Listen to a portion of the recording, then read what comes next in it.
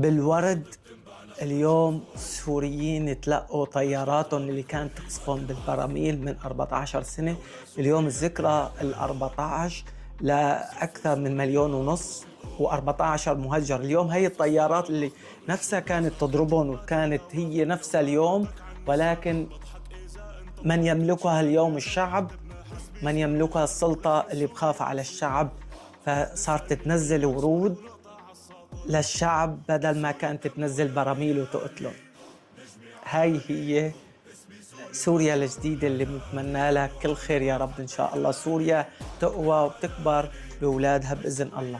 سوريا الجميلة، سوريا للكل، سوريا لإلكم كلكم. حبوا بعض واشتغلوا لحتى ترفعوا سوريا أكثر ما هي يعني عليه. إن شاء الله مستقبل مزهر قادم إلى سوريا بإذن الله. الله يبارك فيكم يا رب. علاء خلف يحييكم. مع السلامة.